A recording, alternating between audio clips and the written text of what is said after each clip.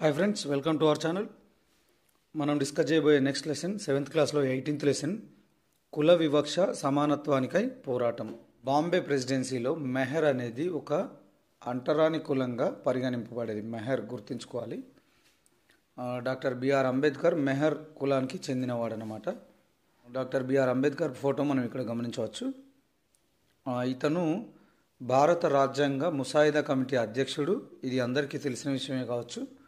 కానీ భారతదేశపు మొట్టమొదటి న్యాయశాఖ మంత్రి కూడా అంబేద్కర్ గారే.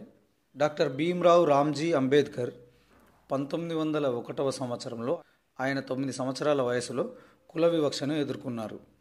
ఆయన ఒకసారి మహారాష్ట్రలోని కోరేగావ్లో ఉంటున్న తన తండ్రిని కలవడానికి సోదరులతో కలిసి వెళ్ళాడు. అక్కడ స్టేషన్ మాస్టర్ ఇతని దగ్గరికి వచ్చి మీరు ఎవరు అని ప్రశ్నించాడు ఇతన్ని తాకుతూ. అతను బ్రాహ్మణ పిల్లలు అని భావించాడనమాట వీళ్ళను. కానీ మెహర్ కులానికి చెందిన వారం అని అంబేద్కర్ చెప్పగానే స్టేషన్ మాస్టర్ ఫేస్ అంతా నిర్ఘాంతపోయినట్టుగా పెట్టాడనమాట. మరొక వ్యక్తి గురించి ఇవ్వడం జరిగింది. ఓం ప్రకాష్ వాల్మీకి, ప్రముఖ దళిత రచయిత. జూటన్ అనేది ఇతని యొక్క స్వీయ చరిత్ర. ఈయన 4వ తరగతిలో ఉన్నప్పుడు ప్రధాన ఉపాధ్యాయుడు పాఠశాల మొత్తం ఊడిపించారు ఈయనతోటి. అందుకు కారణం ఆయన కులమే అన్నమాట. ఈ విషయం తెలుసుకున్న ఆయన తండ్రి ఉపాధ్యాయుల వద్దకు వెళ్ళి ఈ అసమానతలను గురించి వారిని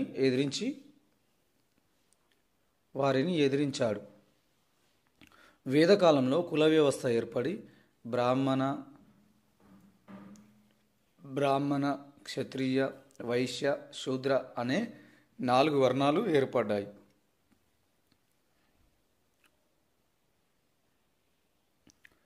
బిఎస్ వెంకట్రావు బిఎస్ వెంకట్రావు 1896 నుండి 1953 మధ్యలో జీవించారు. రావు సాహెబ్ అని పిలువబడే బాతుల వెంకట్రావు, బిఎస్ రావు అంటే బాతుల వెంకట్రావు, హైదరాబాద్లోని గాస్మండి ప్రాంతంలో జన్మించారు. ఈయన చదువు 9వ తరగతి వరకు చదివాడు.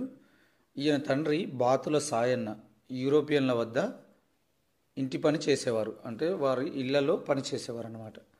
వెంకట్రావు తెలుగుతో పాటు ఆంగ్లం, ఉర్దూ, పర్షియన్, మరాఠీ భాషలందు పండితుడిగా ఉన్నాడన్నమాట. పూనాలో శిల్పిగా కూడా పనిచేశాడు. ఈయన ఎం గోవిందరాజులు, ఎం వెంకటస్వామి సహకారంతో 1922లో ఆది ద్రవిడ సంఘం స్థాపించారు. దీని యొక్క ముఖ్య ఉద్దేశం ఏంటంటే దేవదాసి వ్యవస్థను రూపుమాపడం, దళితులలో ఐక్యత తీసుకురావడం. దీని యొక్క ఈ సంస్థ యొక్క ప్రధాన ఉద్దేశం అన్నమాట. ఆది ద్రవిడ సంఘం 1922లో స్థాపించారు. 1927 ఏప్రిల్లో ఆది హిందూ మహాసభ స్థాపించాడు. ఆ తర్వాత దశాబ్దం తర్వాత అంబేద్కర్ వాదుల యువజన సంఘం అనే సంస్థను స్థాపించాడు. ఆ తర్వాత కాలంలో ఇది హైదరాబాద్ రాష్ట్ర అణగారిన వర్గాల సంఘంగా మారింది.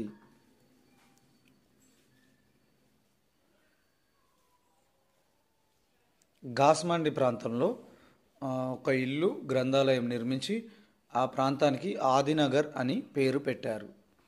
హైదరాబాద్లో దళితుల కొరకు 18 దేవాలయాలు నిర్మించాడు.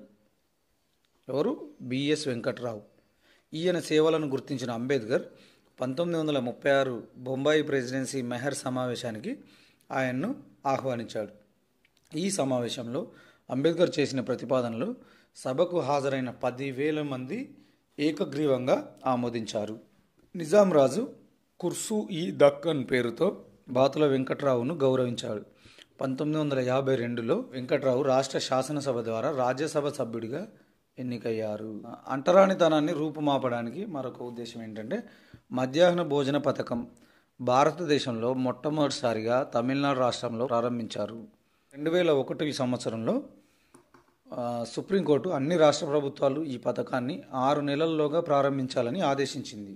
ఈ పథకం ద్వారా విద్యార్థుల యొక్క హాజరు శాతం పెరగడం, అలాగే కుల దురాభిమానం, అందరూ కలిసిమెలిసి తింటారు కదా స్కూల్లో, కుల దురాభిమానం తగ్గడం దీని యొక్క ముఖ్య ఉద్దేశం అన్నమాట. Next lesson 19th lesson 7th క్లాస్లో జీవనాధారం పట్టణ కార్మికుల పోరాటాలు. ఇందులో ఇంట్రొడక్షన్ కనుక మనం గమనిస్తే సెవెంత్ క్లాస్లో 9th లెసన్లో మనం కాగితపు పరిశ్రమలో పనిచేసే కార్మికుల గురించి తెలుసుకున్నాం కదా. వారికి బీమా ఏ విధంగా ఉంటుంది, వారి యొక్క పని విధానాలు ఏ విధంగా ఉంటాయి అవి తెలుసుకున్నాం కదా. ఆనంద్ వంటి కార్మికులు ఎక్కువ జీతాలు, బోనస్ అనేది కంపెనీ యొక్క లాభాల్లో భాగం. Important point. కంపెనీ జీతం ఇస్తుంది, అట్ ద సేమ్ టైం కంపెనీకి వచ్చే లాభాల్లో కొంత భాగాన్ని వర్కర్స్కి బోనస్గా ఇస్తుందన్నమాట. భవిష్య నిధి, ఇతర అలవెన్సులు పొందుతున్నారు. ఆరోగ్య పరిరక్షణ, గృహ వసతి వంటి సదుపాయాలు కూడా, అంటే క్వార్టర్స్ కూడా ఇస్తాయి కొన్ని కంపెనీలు, వారికి ఉన్నాయి. భారతదేశంలోని కార్మికులందరిలో వీరు ఒక చిన్న భాగం మాత్రమే. అదే కాగితం పరిశ్రమలో ఉమర్, పుష్ప వంటి మరొక రకం కార్మికులు ఉన్నారు. వీరు కాంట్రాక్ట్ బేసుల్లో అపాయింట్ అయిన వారు అన్నమాట. వీరికి జీతాలు తక్కువ, ఇతర అలవెన్సులు, వసతులు ఉండవు. మన దేశంలో చాలామంది కార్మికులు ఉమర్, పుష్ప వంటి వారే ఉన్నారన్నమాట. లెసన్లో మనకు ఫస్ట్ పాయింట్ గమనిస్తే, స్వయం ఉపాధి మహిళా సంఘం సేవలో ఇప్పుడు 9 రాష్ట్రాల్లో 13 లక్షల మంది సభ్యులు ఉన్నారు. 1971లో అహ్మదాబాద్ బట్టల మార్కెట్కు బండ్లు లాగే మహిళా వలస కార్మికులు వెళ్ళి చేనేత కార్మికుల సంఘంను సంప్రదించి సహకారాన్ని కోరడం జరిగింది. చేనేత కార్మికుల సంఘం భారతదేశంలో ప్రాచీన పెద్ద సంఘం. గాంధీజీ కూడా దీనితో కలిసి పనిచేశారు. ఇంపార్టెంట్ పాయింట్, చేనేత కార్మికుల సంఘం.